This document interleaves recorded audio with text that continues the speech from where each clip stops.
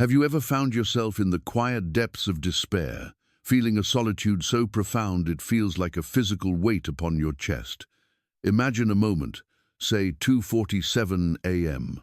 The world is asleep, but your mind is a tempest, caught in the wreckage of a life that has been shattered into a million unrecognizable pieces. The ink is still fresh on divorce papers that have reduced 2 decades of shared existence into a cold, sterile ledger of legal jargon and property divisions.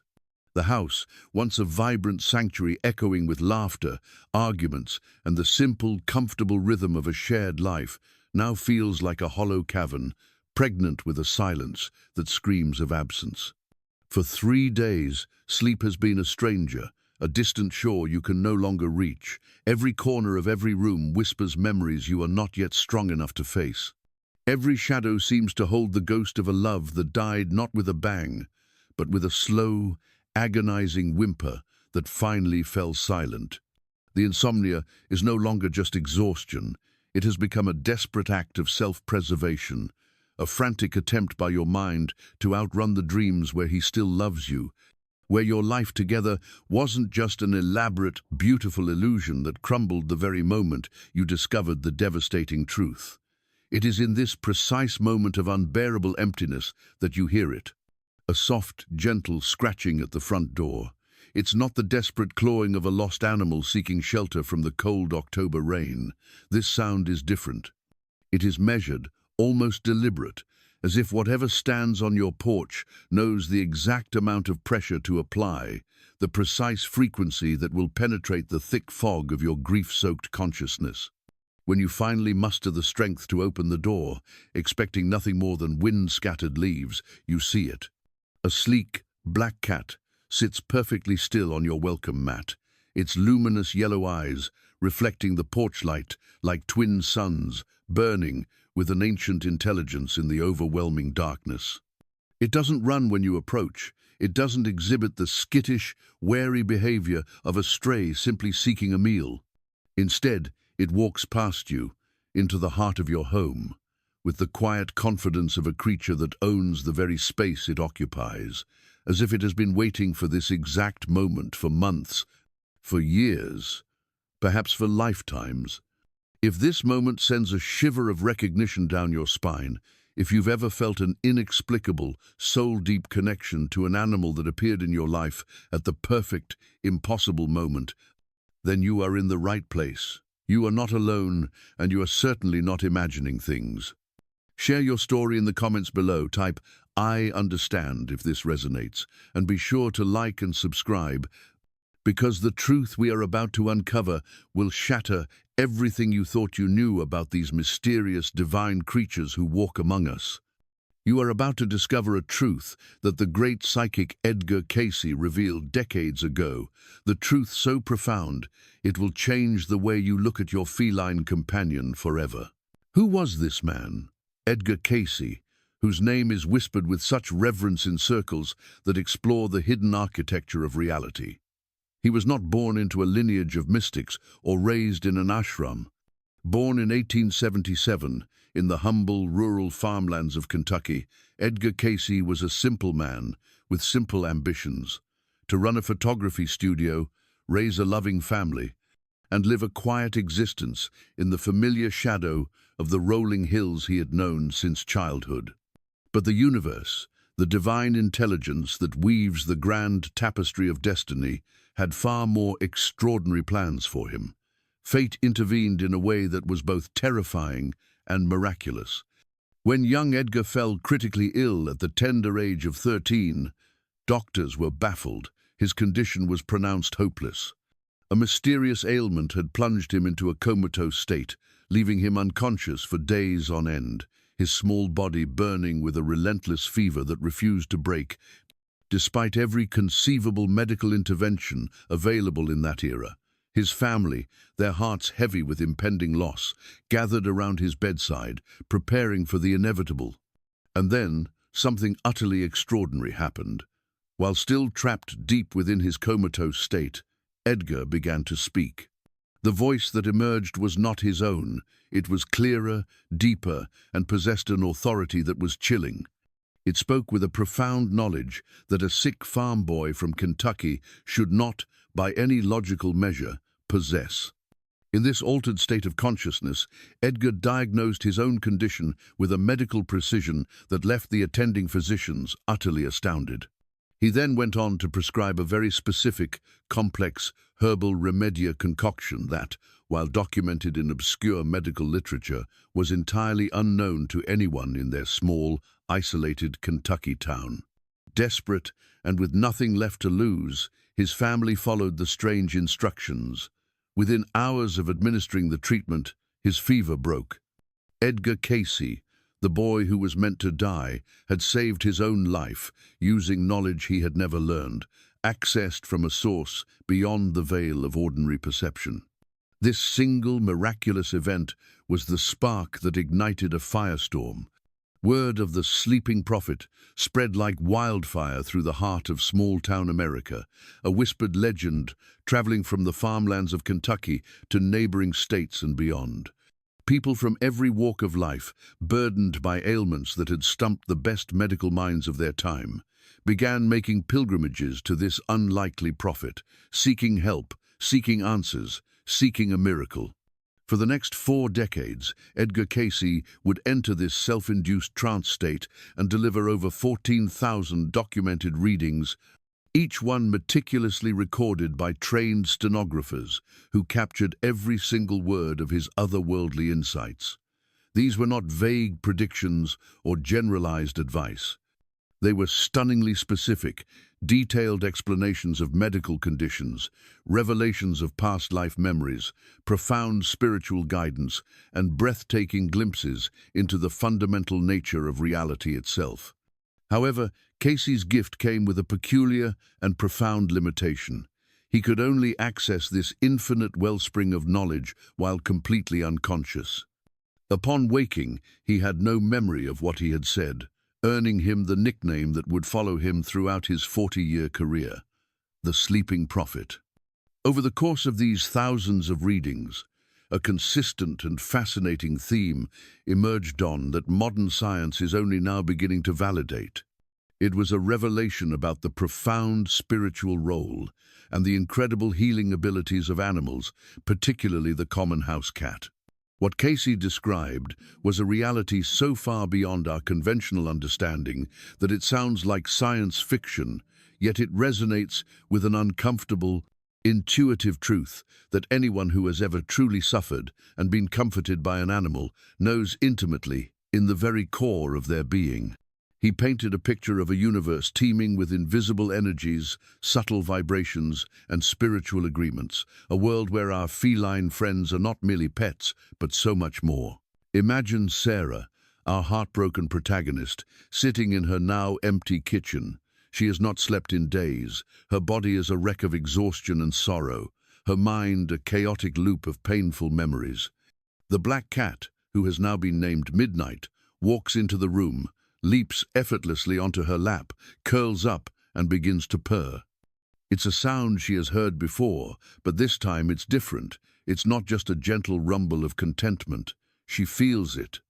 She feels the vibration deep within her chest, a gentle rhythmic hum that seems to resonate with the very frequency of her grief.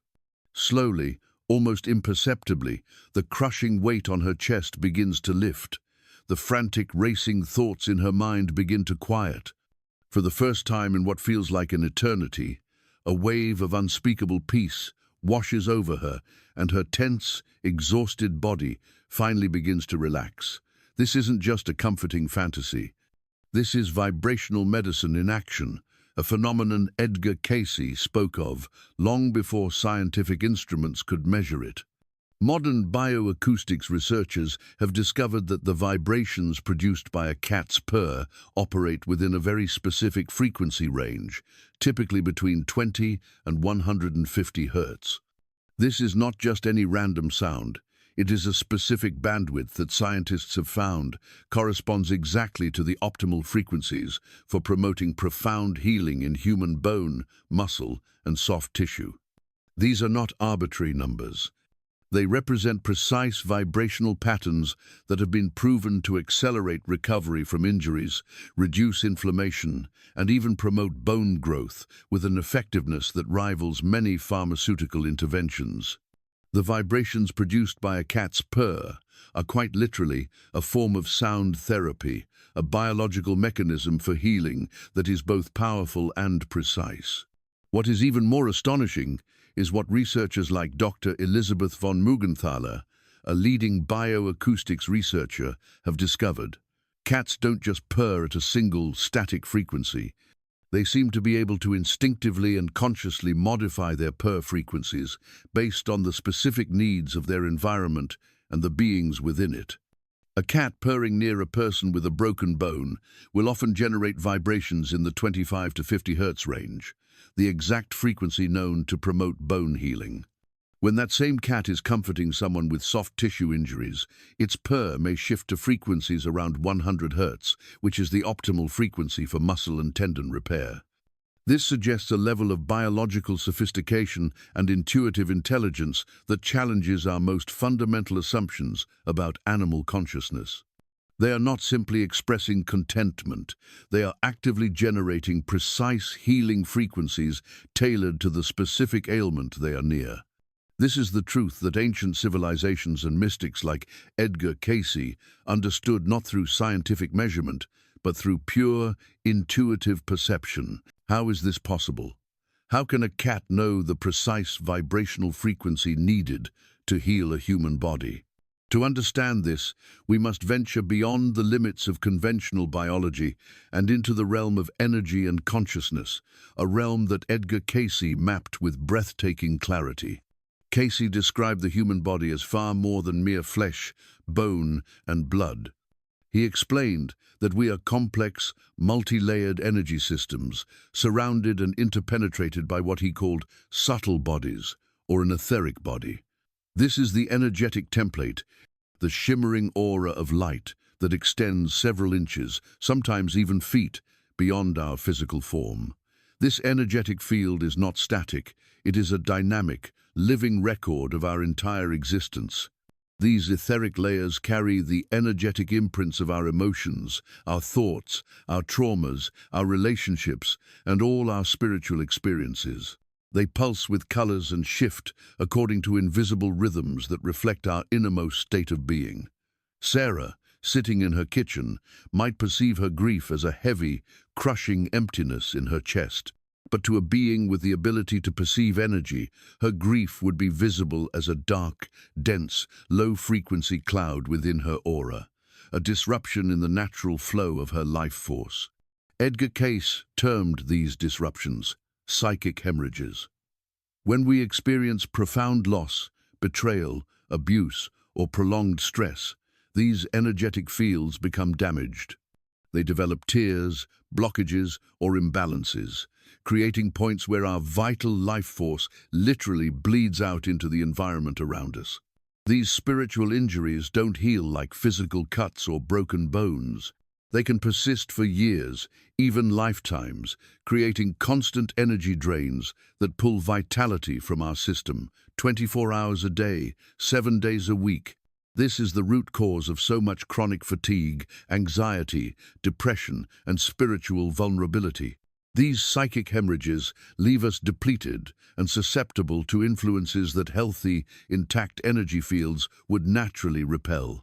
Most humans walk through life completely unaware that they are broadcasting these distress signals into the cosmos with the intensity of emergency beacons. But cats, Cayce explained, are different. They see them. They perceive them. They are naturally tuned into this invisible emergency frequency. This interdimensional awareness makes them natural guardians against what Cayce termed astral intrusions. These are not ghosts in the traditional sense, but negative entities, thought forms, or energetic influences that can occasionally attempt to penetrate human consciousness or establish footholds in our personal energy fields, particularly when we are in a weakened or vulnerable state. A thought form is an energetic construct created by intense human emotions, intentions, or psychological patterns. When you experience profound, sustained anger, for example, that emotional energy doesn't just disappear. According to Cayce, it can coalesce into a visible, semi-autonomous pattern that moves through the subtle realm with a specific trajectory and purpose. Cats can literally watch these forms move through space. This is why you may sometimes see your cat suddenly fixate on what appears to be empty space, its pupils fully dilated, its ears swiveling to track something completely invisible as it moves in a slow arc across the room.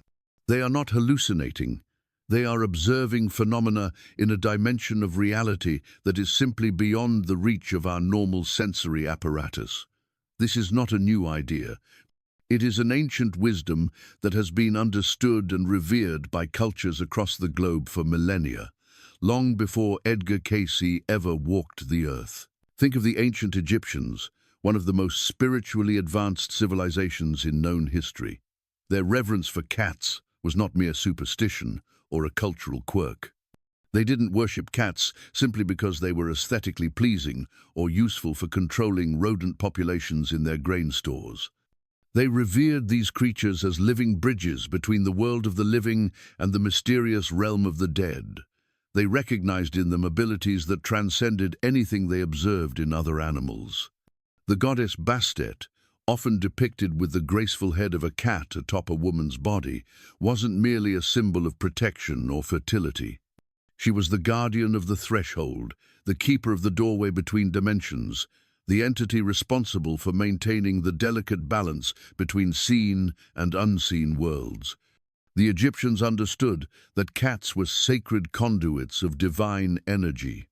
When a family cat died in ancient Egypt, the entire household would enter a period of mourning more profound and elaborate than many cultures reserve for the death of human family members. Every member of the family would shave off their eyebrows as a visible sign of their grief, a custom that demonstrated the depth of their respect for these otherworldly beings. The deceased cat would be mummified with the same meticulous care given to pharaohs and high priests, wrapped in fine linen, blessed by temple priests, and buried with food, toys, and treasures for its journey into the afterlife. Archaeological excavations have uncovered entire cat cemeteries containing thousands upon thousands of mummified felines, each one treated with a reverence typically reserved for royalty. This was a civilization that recognized a profound spiritual truth that has been largely forgotten by the modern world.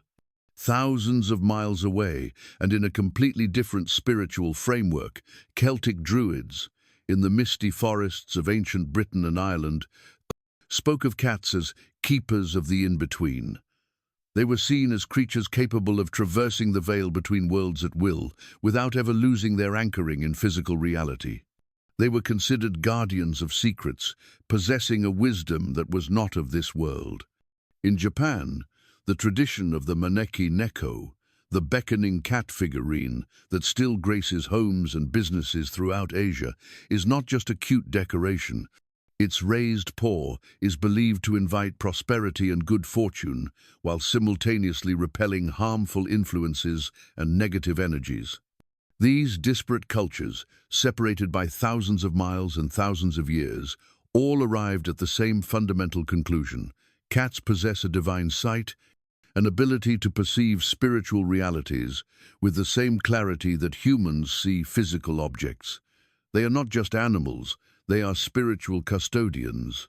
This brings us to one of Edgar Cayce's most profound and transformative revelations, the concept of soul contracts. According to the thousands of readings Cayce delivered, our most significant relationships, including those with our animal companions, are not the product of random chance or coincidence. They are spiritual agreements made between souls before incarnating into physical form. These are pre-birth arrangements, detailed negotiations where souls plan to help each other's evolution at specific, pivotal points in their earthly journeys. These agreements cover everything from the exact timing and circumstances of their meetings to the particular types of growth and healing each soul needs from the relationship. When you meet an animal and feel an instantaneous, inexplicable bond, a sense of familiarity that bypasses all logical consideration, You are experiencing what Cayce called a recognition protocol. It is the activation, at a deep soul level, of this ancient, pre-existing contract. That stray cat that appeared on your doorstep 3 days after a devastating breakup wasn't coincidentally homeless. The kitten that showed up when you were grieving your mother's death wasn't randomly abandoned. They were sent.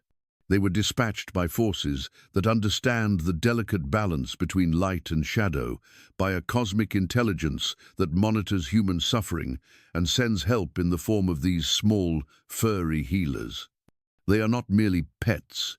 They are conscious agents of a cosmic intelligence, spiritual first responders who work tirelessly to restore balance to our chaotic inner worlds.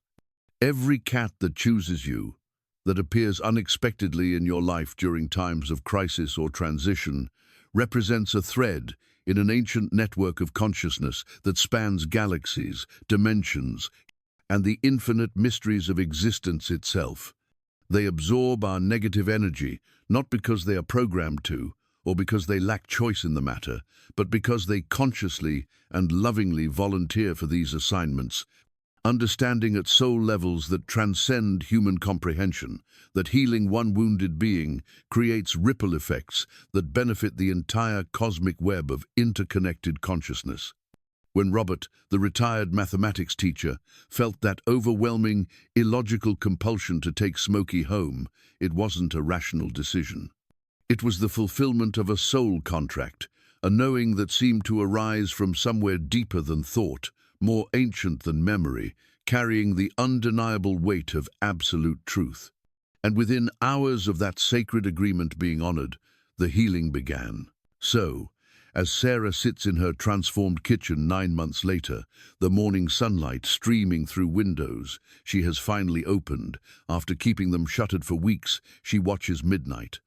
The divorce papers have long since been filed and processed, but the crushing pain that once threatened to destroy her has been alchemically transformed into something entirely different, deep, unshakable, knowing that what felt like the end of her world was actually the beginning of a life more authentic and meaningful than anything she had experienced in her 20-year marriage.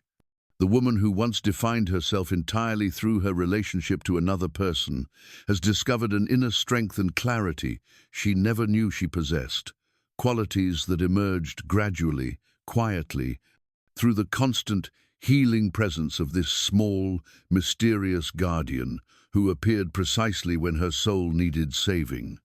In quiet moments like these, when midnight sits perfectly still in the dancing light, Sarah swears she can perceive the subtle energy field Edgar Cayce described in his readings, a shimmering aura of light that extends several inches beyond his physical form, pulsing with colors that seem to respond to her own emotional state, shifting according to invisible rhythms she is only now learning to recognize. The truth that Edgar Cayce revealed through more than 14,000 documented readings becomes crystalline and clear in moments like these. We are not alone in our struggles against darkness, despair, and the countless ways life can wound the human spirit. The universe operates according to protocols of compassion, so sophisticated and far-reaching that they orchestrate healing interventions across dimensions, lifetimes, and levels of reality that conventional science hasn't even begun to acknowledge. Cats are not merely pets, they are living conduits of this healing energy, natural masters of vibrational medicine, capable of perceiving the invisible disruptions in our etheric bodies, and instinctively broadcasting the precise frequencies needed to repair the damage. The next time a cat appears in your life unexpectedly, positioning itself as your shadow during your darkest hours, remember this fundamental truth. You haven't simply found a pet or rescued a stray animal. You have been found by a guardian whose presence in your life was orchestrated by forces that understand your deepest needs better than you understand them yourself. A divine emissary, dispatched by an intelligence that never stops working to bring light into the darkness of human suffering. And as you feel the gentle rumble of its purr, understand that you are not just being comforted, You are being healed, retuned, and realigned with the harmonious frequencies of the universe itself by a master of an art so ancient and profound, we are only just beginning to remember its power.